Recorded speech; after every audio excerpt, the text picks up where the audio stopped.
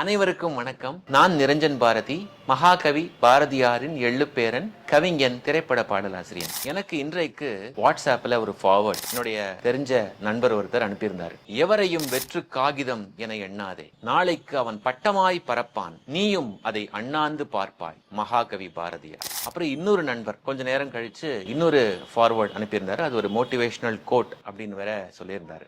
என்ன அந்த வாசகம் அப்படின்னா, தூய மனிதர்கள் எப்பொழுதும் அன்பின் பாதையையே தேர்ந்தெடுப்பார்கள். மகாகவி பாரதியார். இந்த பொன்மொழிகள் எல்லாம் உண்மையிலேயே பாரதியார் சொன்னது தானா அப்படின்னு கேட்டா கிடையாது. இதை எழுதினவங்க வேற யாரோ. ஆனா இந்த பொன்மொழிகளை பிரபலமாக்கணும் அப்படிங்கிறதுக்காக அவங்க மகாகவி பாரதியாருடைய பெயரை பயன்படுத்திக்கிறாங்க. நான் சொன்னது இந்த 2 பொன்மொழிகள் தான். நீங்க இணையத்துல தேடி பார்த்தீங்க அப்படின்னா, குறிப்பா சமூக வலைத்தளங்கள்ல போனீங்கன்னா இந்த மாதிரி எக்கச்சக்கமா நிறைய பொன்மொழிகள் உலாவிட்டு இருக்கு மகாகவி பாரதியாருடைய பெயர்ல. 100க்கு 90% அது எதுவுமே பாரதியார் சொன்னது கிடையாது. அதனால இந்த மாதிரியான பொன்மொழிகளை இனிமேலும் நீங்க மத்தவங்களுக்கு ஷேர் பண்ணிக்கிறத நிறுத்தணும் அப்படின்னு நான் கேட்டுக்கிறேன்.